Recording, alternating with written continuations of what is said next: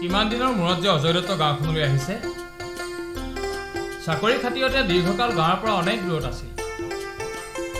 মাজে মধ্যে বিহুৱে সংক্ৰান্তি আহিছিল, কিন্তু শেষৰ 4টা বছৰ একেবাৰে আহিব পৰা নাছিল। এক বিখ্যাত কোম্পানীৰ এগৰাকী উচ্চপদস্থ বিষয়া আছিল অজয় দত্ত। কিন্তু এতিয়া আৰু চিন্তা নাই। চাকৰিৰ পৰা অৱসৰ লৈ চিৰকালৰ বাবে অজয় দত্ত গুচি আহিছে ঘৰখনলৈ। এয়া যে অতি চিনাকি ঠাই, অতি মৰমৰ ঠাই। গাঁৱৰ মাটিৰ গোন্ধে অজয় দত্তক উন্মনা কৰে। এই গাঁৱতে এদিন অজয় দত্তৰ জন্ম হৈছিল।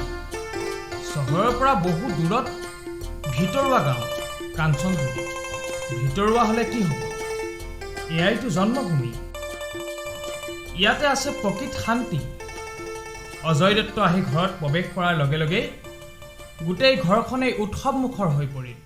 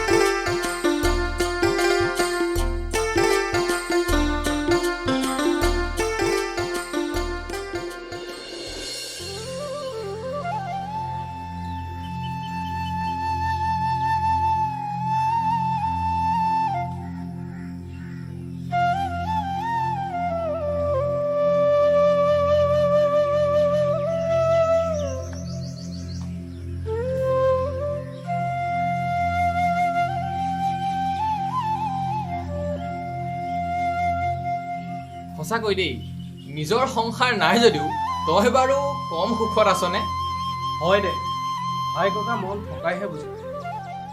গাঁৱৰ মোহেৰি ইমান দিন মই চহৰত কেনেকৈ যে থাকিলোঁ সেইটো মই বুজিছোঁ। মাজনী আহ বহ। মাজনী ভালনে? পঢ়া শুনা কৰিছা? মাজনী মাৰক কৈ গৈছোন যা, কাকতি বৰতা আহিছে বুলি। যা, বাকী তোৰ ঠিকে চলি আছে? ঠিকে আছে, ঠিকে আছে।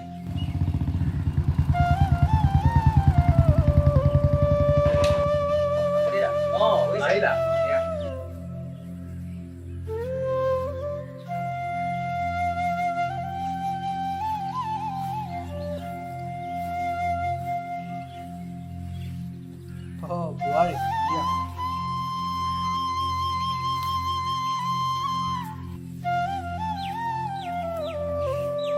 বোৱাৰী সেই লাল চাহহে আনিলা নেকি?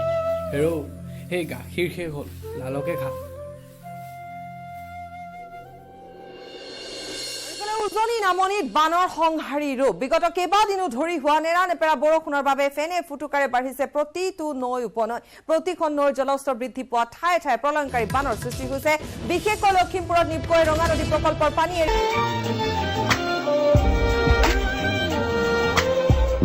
জাৰি কৰা হৈছে। ৰাজ্যৰ অন্যান্য প্ৰান্তৰো সৃষ্টি হৈছে প্ৰলয়ৰ। কেইবাটাও নৈৰ মথাউৰি ছিগাৰ ফলত বানত প্লাবিত হৈছে শ শ গাঁও। বানৰ বাবে ঠায়ে ঠায়ে অৱৰ্ণনীয় পৰিস্থিতিৰ সৃষ্টি হৈছে। বানৰ পৰা পৰিত্ৰাণ পাবলৈ ওখ ঠাইত আশ্ৰয় লৈছে বানাক্ৰান্ত লোকে। খাদ্য আৰু খোৱা পানীৰ তীব্ৰ সমস্যাত ভুগিছে বানাক্ৰান্ত লোকসকলে। আশ্ৰয় শিবিৰত বানাক্ৰান্তৰ বাবে খাদ্যৰ ব্যৱস্থা কৰিছে যদিও বহু শিবিৰত পৰ্যাপ্ত খাদ্য আৰু খোৱা পানী নোপোৱাৰ অভিযোগ উত্থাপিত হৈছে।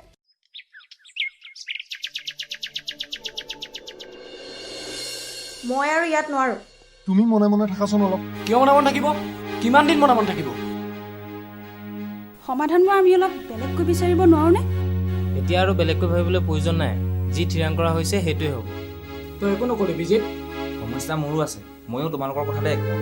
কথা বহলাই থাকি লাভ নাই। ককাইৰাক কথাষাৰ খোৱাৰ ব্যৱস্থা কৰক। মই আকৌ কওঁ, সকলোৱে কথাবোৰ দৰকৈ চিন্তা কৰক। তুমি মনে মনে থাকা। তয়ে যা দাদা ওচৰত। মই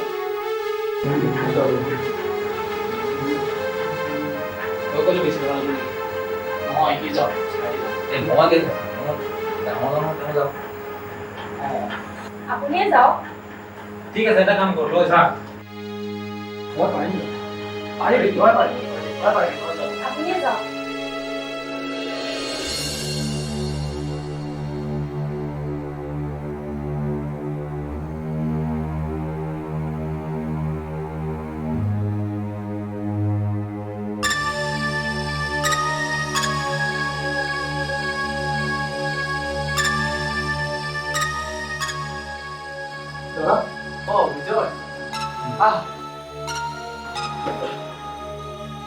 ভাত খালি? অলপ আগত খাই উঠিছোঁ। কিবা কথা আছিল নেকি? এৰা অলপ দৰকাৰী কথাই আছিল। তোমাৰ এতিয়া সময় হ'বনে? ক আকৌ। দৰকাৰী কথা এটা ক'নো মানুহে পিছাই থাকিব লাগে। ক। মানে আমাৰ এই ঘৰ আৰু মাটিখিনিৰ কথা ক'ব খুজিছোঁ। ঘৰ মাটি? কি হ'ল ঘৰ মাটি? নাই একো নাই। মানে আমি চাৰি ভাই মিলি এটা সিদ্ধান্তত উপনীত হৈছোঁ। আমাৰ গাঁৱৰ মাটিখিনি বিক্ৰী কৰি চহৰতে নতুনকৈ ঘৰ দুৱাৰ সাজি। কি? তই কি বুলি বিজয়? এই পৈতৃক ভেটি সম্পত্তি তহঁতে বিক্ৰী কৰিব বিচাৰিছ? এই কথাটো মই কেনেকৈ ক'ব পাৰিলি বিজয়? নহয় মানে আমাৰ প্ৰত্যেকৰে ইয়াত থাকিলে কিবা নহয় কিবা এটা অসুবিধা হয়। অজিত ডাক্তৰ মানুহ, সিও চহৰত নতুনকৈ ক্লিনিক এখন খুলিছিল। চহৰৰ পৰা ঘৰলৈ অহা যোৱা কৰাটো তেন্তে সি চহৰতে থাকি নলয় কিয়? সেয়াও এটা ওপৰৰ খৰচ হ'ব। নহয় সি তাত ঘৰ ভাড়া কৰি থাকিব লাগিব, নহয় সি তাত মাটি কিনি ঘৰ বনাই থাকিব লাগিব। আৰু তাৰ মানে সেই ওপৰুৱা খৰচবোৰ পূৰাবলৈকে তহঁতে ঘৰ আৰু মাটি সম্পত্তিবোৰ বিক্ৰী কৰিবলৈ বিচাৰিছ? অকল অজিতৰে নহয়, ইয়াত থাকিলে মোৰো অসুবিধা হয় দাদা। সঞ্জয় আৰু বিজিতৰো একেই কথা। এনে এটা সিদ্ধান্ত লৈ তহঁত কেতিয়াবা মোৰ ওচৰলৈ আহিবি বুলি মই সপোনতো ভবা নাছিলোঁ বিজয়। অন্ততঃ মোৰ জীৱিতকালত এই কাম অসম্ভৱ।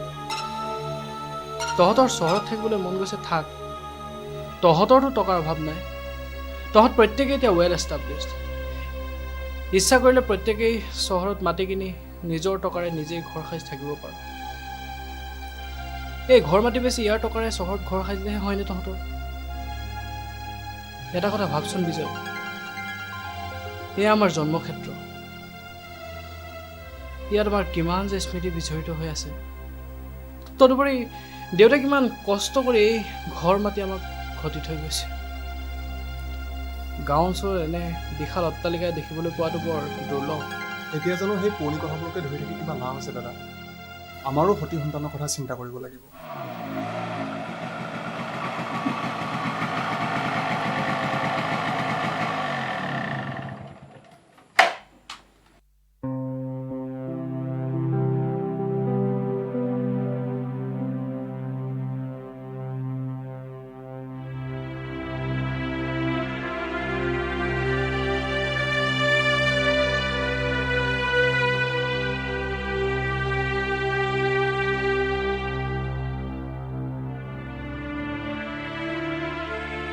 কি হ'ল গা বেয়া নেকি? গা ভালেই, মানসিকটোহে ভাল নহয়। মানসিক কি হ'ল মানসিক? কফি খাবি নেকি? আৰু নেখালো, থাকক দে, মোৰ ভাল লগা নাই। মই প্ৰথমৰ পৰা দেখিছো তোৰ আজি মনটো একেবাৰে ভাল নহয়।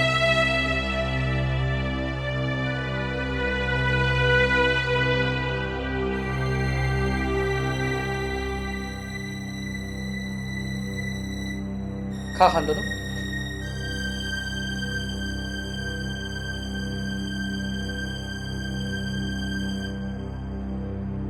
আচ্ছা কচোন, তোৰ এই মানসিক দুৰ্বলৰ কথা মোৰ আগত কোৱাজনে কিবা আপত্তি আছে? যোৱা এসপ্তাহ ধৰি মই বৰ মানসিক অশান্তিত ভুগি আছোঁ জানো শান্তনু। তাকেইতো মই ভাবিছো, হঠাৎ তোৰ কি অশান্তি আহিল? অশান্তিবোৰ এনেকুৱাই, হঠাৎ আহে, নভবা নিচিন্তাকৈ আহে। মেৰপেচ লগাই কথাবোৰ নকবিচোন, খোলা খুলি কৰিব।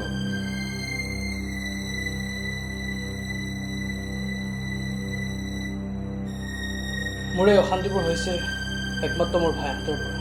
কি ভাইহঁতৰ পৰা? অঁ, কি কৈছে তেওঁলোকে? মোৰ সৈতে সিহঁতৰ মতভেদ ঘটিছে, বিবাদ। বিবাদ? বিবাদ। বিবাদৰ কাৰণ এই পৈতৃক বাসগৃহ। এই বাসগৃহটোলৈ বিবাদ কৰাটো উচিত নহয়। তই আছ বেলেগে, তেওঁলোকো আছে বেলেগে। বিবাদ কৰিব লগা কি আছে? নে তেওঁলোকে তই থকাই দ্বিতীয় মহললৈ বিচাৰিছে? সেয়াটো একো সমস্যাই নহয়, সেয়া বিচৰা হ'লেতো ভালেই আছিল। তেন্তে সিহঁতে গাঁৱৰ এই প্ৰত্যেক মাটি বাৰী বিক্ৰী কৰি দিব বিচাৰিছে। সেই টকাৰে চহৰত সিহঁতে নিজে কিনা মাটিত নিজৰ পচন্দ মতে আধুনিক ডিজাইনৰ ঘৰ সাজিব বিচাৰিছে। এইবোৰ পুৰণি ঠাই, পুৰণি ঘৰ, এইবোৰ আৰু সিহঁতৰ ভাল নলগা হৈছে। ইয়াত হেনো অনেক অসুবিধা, যাতায়াতৰ অসুবিধা, ল'ৰা ছোৱালীক পঢ়োৱাৰ অসুবিধা, বোকা পানীৰে ভৰা গাঁৱত মুঠতে এশ একুৰি সমস্যা। অথচ এই সমস্যাবোৰৰ মাজত থাকি সিহঁতে একোজন ডাঙৰ মানুহ হ'ল। সিহঁতে যিয়েই নকওক কিয়, মই কিন্তু এইবোৰ বিক্ৰী কৰাৰ কথা সপোনতো কল্পনা কৰিব নোৱাৰোঁ। নতুন আৰু পুৰণি এই বিবাদ চিৰকালীন। কথাটো একেবাৰে পাতলকৈ নলবিচোন। হোৱাই নহয় সকলো সময়তে কেৱল একেৰাহে ঘৰ বেচাৰ কথা, মাটি বেচাৰ কথা। এই লৈ দিনটোত এবাৰ নহয় এবাৰ তুমুল বাক বিতণ্ডা চলে। মই একেবাৰে অতিষ্ঠ হৈ পৰিছোঁ, ভীষণ অশান্তিত ভুগি আছোঁ। চাকৰিৰ পৰা অৱসৰ লৈ কি আশা লৈ আহিছিলোঁ, কিন্তু আজি পালোঁ কি? মোৰতো কোনো নাই, মই অকলশৰীয়া। ভাইহঁতৰ সংসাৰেই মোৰ সংসাৰ, সিহঁতৰ সুখ দুখেই মোৰ সুখ দুখ। কিন্তু এইবোৰ কেৱল কল্পনাহে। ভাইহঁতে যেন মই অৱসৰ লোৱালৈহে বাট চাই আছে। সিহঁতৰ ওচৰত আজি হৃদয়ৰ দাম নাই। মোৰ প্ৰতি থকা আন্তৰিকতা, মমতা, কৰুণা, এই সকলোবোৰে যেন আজি কৃত্ৰিম। দাদা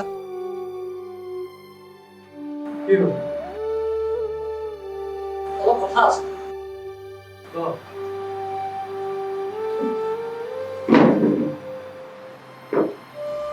কেনে আছে? ভালেই, তোমাৰ কেনে? ভালেই। আমি অৱশেষত চাৰিজনে এটা সিদ্ধান্ত লৈছিলোঁ দাদা। আমাৰ এই ঘৰটো বিক্ৰী কৰাৰ সিদ্ধান্ত লৈছিলোঁ, কিন্তু তই তীব্ৰ বিৰোধিতা কৰাৰ বাবে আমি সিদ্ধান্ত উঠাই লৈছোঁ।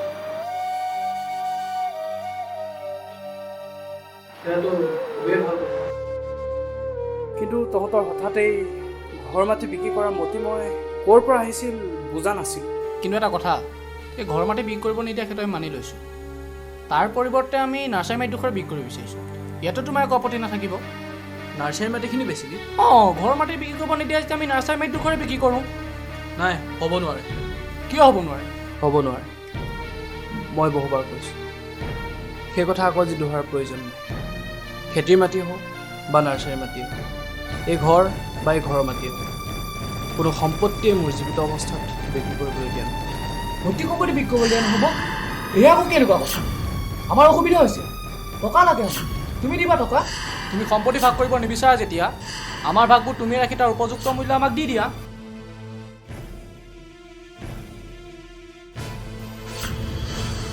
বাহ, এইবাৰ বৰ বঢ়িয়া বুজি তৈয়াৰ কৰি আহিছে। ঠিক আছে, মই তহঁতৰ ভাগবোৰ কিনিলোঁ, কিন্তু মূল্য তহঁতে বিচৰা মতে নাপাবি। এই গাঁৱত বৰ্তমান মাটিৰ যি দাম সেই দামেই দিয়া হ'ব, বিঘাই প্ৰতি 20,000 টকা। সেয়া কেনেকৈ হ'ব? কিয় নহ'ব? বৰ্তমান ইয়াত চলিত যি দাম, মইতো তহঁতক তাতকৈ কমকৈ দিব বিচৰা নাই। আৰু তহঁতে নোহোৱা নোপোজা দাম এটা বিচাৰিলে মইনো ক'ৰ পৰা দিম? আমি যাক এই মাটি বিক্ৰী কৰিব বিচাৰিছোঁ তেওঁ আমাক প্ৰতি কঠাত 8,000 টকাকৈ দিবলৈ প্ৰস্তুত আছে। তেতিয়াহ'লে সেয়া পৰিত্যাগ কৰ। আৰু এই বিষয়ে মই তহঁতৰ লগত কোনো কথা আলোচনা নকৰোঁ। কিয় নকৰিবা? তুমি তোমাৰ মত পৰিৱৰ্তন কৰিব লাগিব দাদা। যদি নকৰোঁ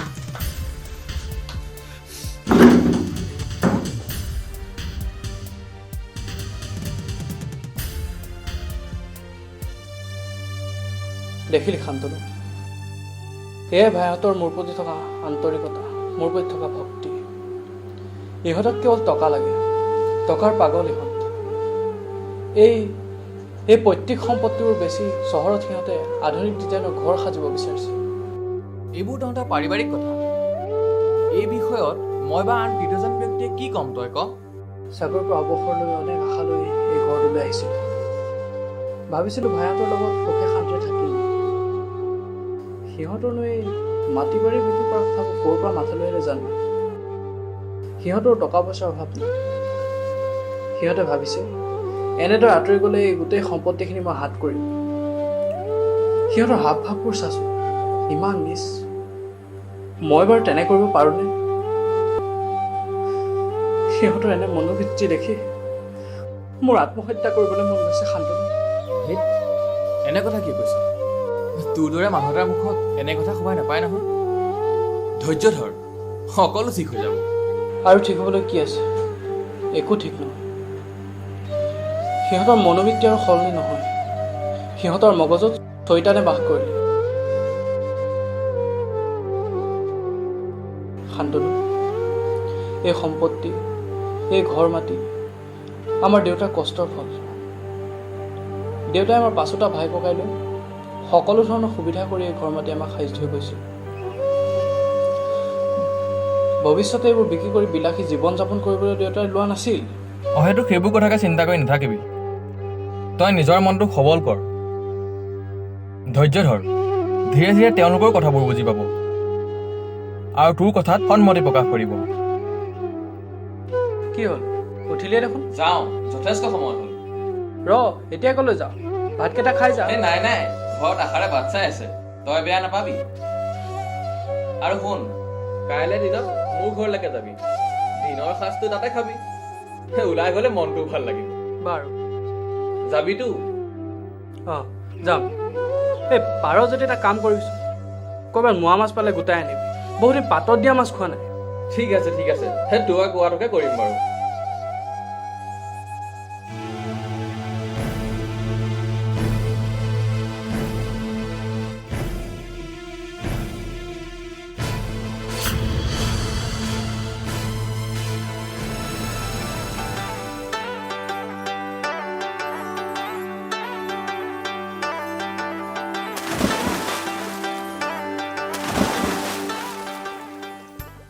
তুমি সম্পত্তি ভাগ কৰিব নিবিচাৰা যেতিয়া আমাৰ উপযুক্ত মূল্য দি দিয়া। মোৰ আত্মহত্যা কৰিবলৈ মন গৈছে শান্তনু। অজয়, অঁ শান্তনু, মই তোলৈকে বাট চাই আছোঁ।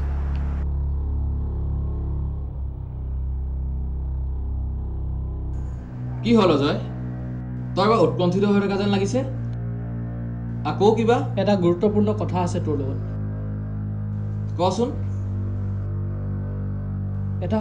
এটা ডাঙৰ ঘটনা ঘটিছে মোৰ লগত। এতিয়া মোৰ জীৱনৰ সংশয়। মানে?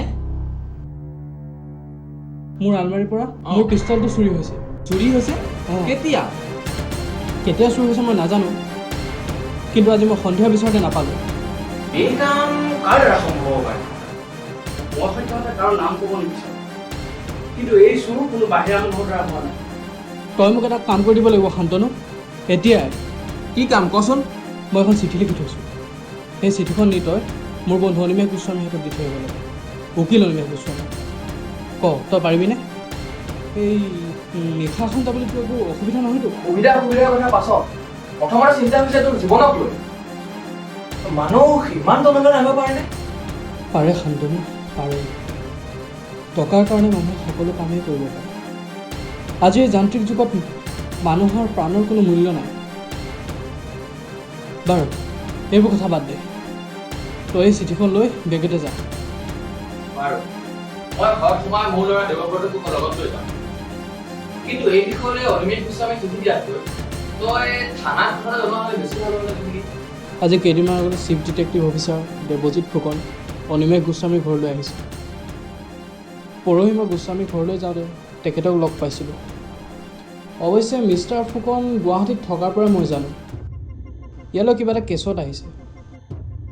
সেইকাৰণে মই গোস্বামীলৈ চিঠি এখন দিছোঁ। তাতে বিতংভাৱে সকলোখিনি কথা লিখি দিছোঁ।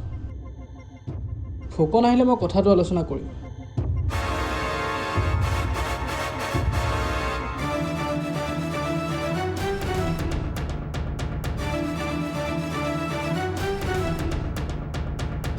ঐ বইতা ছাৰ অঁ বৰ্মন আহিছিলে নাই চোন? অঁ হয় ছাৰ।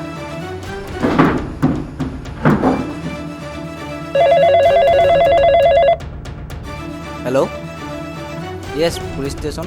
কোনে কৈছে? বসুমতাৰী নেকি? অঁ হয়, মই ইন্সপেক্টৰ বসুমতাৰীয়ে কৈছোঁ। হয় হয়, মই কাঞ্চনজুৰি গাঁৱৰ পৰা কৈছোঁ। ক'ৰ পৰা? মধুপুৰৰ পৰা?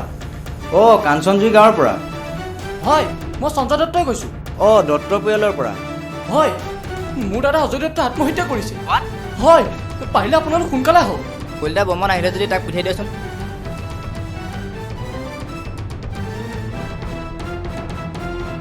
ছাৰ তই যা জীপখন উলিয়া। ছাৰ কিবা কেছ আছিলে নি? তই যা। হ'ব ছাৰ।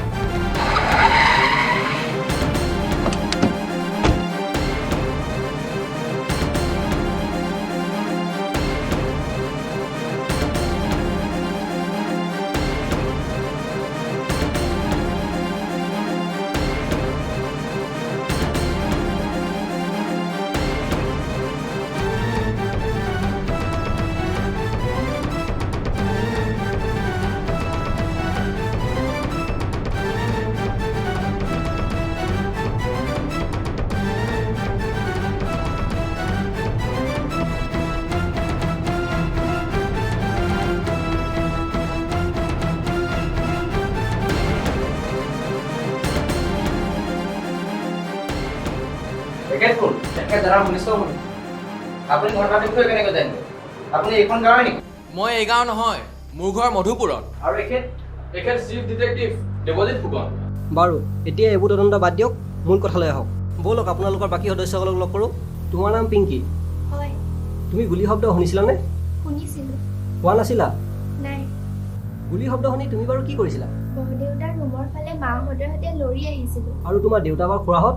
দেউতাহঁত বহুত আগৰ পৰাই তাত উপস্থিত আছে। গুলী শব্দ যে তোমাৰ বৰদেউতাৰ কোঠাৰ পৰা আহিল, তুমি বাৰু কেনেকৈ জানিলা? পিষ্টল কেৱল বৰদেউতাৰ হাততহে আছিলে। গুলী শব্দ আগত কোনো ধৰণৰ চিঞৰ বাখৰ শুনা নাছিলা?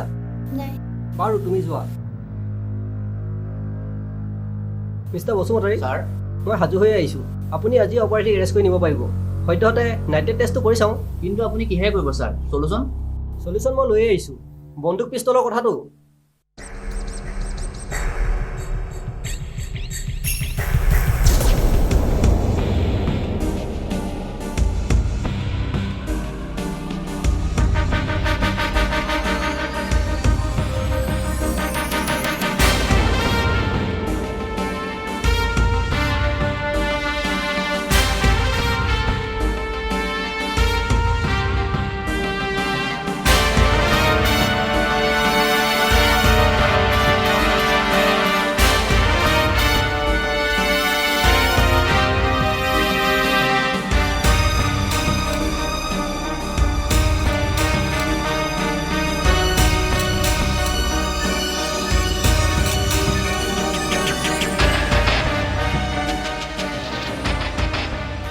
সেইটোত বোধ হয় কাৰো আঙুলি চাপ পোৱা নাযাব। সেই বিষয়ে ময়ো নিশ্চিত। আপুনি জানেনে এই পিষ্টলটো আজি সন্ধ্যাৰ পৰাই অজয় দত্ত আলমাৰীৰ পৰা নিখোজ হৈছিল। কিন্তু আজিতো থানাত কোনো ধৰণৰ ৰিপৰ্ট লিখোৱা নাই। আপোনালোক চাৰিজন থানালৈ যাব লাগিব। এই হত্যাকাণ্ডত আপোনালোক জড়িত বুলি মই নিশ্চিতভাৱে প্ৰমাণ কৰিব পাৰোঁ। এই হত্যাকাণ্ডৰ বাবে আপোনালোকক গ্ৰেপ্তাৰ কৰা হৈছে। এয়া আপোনালোকে কি কৈছে? দাদাক আমি হত্যা কৰিলোঁ? এইটো কেতিয়াও হ'বই নোৱাৰে। আমি এনে ঘৃণনীয় কাম কেতিয়াও কৰিব নোৱাৰোঁ। দাদাই আত্মহত্যা কৰিছে। আত্মহত্যা কোনো সুস্থ ব্যক্তিয়ে নকৰে। তদুপৰি আজি কিছুদিন ধৰি আপোনালোকে মৃত অজয় দত্তৰ ওপৰত মাটি বাৰী সংক্ৰান্তলৈ যি মানসিক উৎপীড়ন চলাই আছে সেই কথা ইতিমধ্যে মই গম পাইছোঁ। এনেদৰে চিট হৈ পৰি থকা মৃতদেহ দেখিয়ে বুজা গৈছে যে ঘটনাটো সজোৱা হত্যাৰ বাহিৰে আন একো নহয়। যেতিয়া তেওঁ নিচেই ওচৰৰ পৰা হত্যা কৰা হৈছিল তেতিয়া তেওঁ বাধাও দিব পৰা নাছিল, কাৰণ ভাতৃক ঘাতকৰূপে দেখি তেওঁ হতম্ভৱ হৈ গৈছিল, হৃদয় ভাগি ঠাণ্ডাল হৈ গৈছিল, যাৰ ফলত তেওঁ এটা চিঞৰো মৰা নাছিল, নাইবা তেওঁ মুখখনো বন্ধ কৰি ৰখা হৈছিল। অৰ্থাৎ আপোনালোকৰ ভিতৰত দুজনে তেওঁ দুখন হাতত ধৰি ৰাখিছিল, তৃতীয়জনে চিঞৰিব নোৱাৰাকৈ মুখত ধৰিছিল আৰু চতুৰ্থজনে গুলী কৰিছিল। আজি সন্ধিয়া অজয় দত্তই যেতিয়া গম পালে যে তেওঁ পিষ্টল লৈ আছে, তেতিয়া তেওঁ বুজিলে তেওঁ বিপদ নিচেই ওচৰত। তেওঁ বন্ধু শান্তনু কাকতি হাতত চিঠি এখন লিখি মোৰ বন্ধু গোস্বামীৰ ওচৰলৈ পঠিয়াইছে। কিন্তু দুৰ্ভাগ্য যে মই অলপ ব্যস্ত থকাত আজি ইয়ালৈ অহা নহ'ল। মিষ্টাৰ কাকতিয়ে গৈ এই দুৰ্ঘটনা খবৰ দিয়াত ভীষণ মৰ্মাহত হ'লোঁ। নিজকে বৰ দুখী দুখী লাগিল। এই হত্যাকাণ্ড আমি কৰা নাই, বিজিত আৰু মই ওপৰত আছিলোঁ। এই কথা সম্পূৰ্ণ সঁচা। অজিতক হত্যা কৰা নাই, আমি তাক ওপৰৰ পৰাই গেটত দেখি আছিলোঁ। আৰু এখেত মই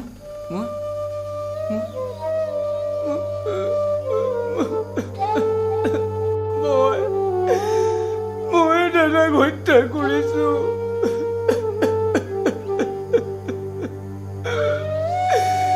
মই দাদাক হত্যা কৰিছোঁ।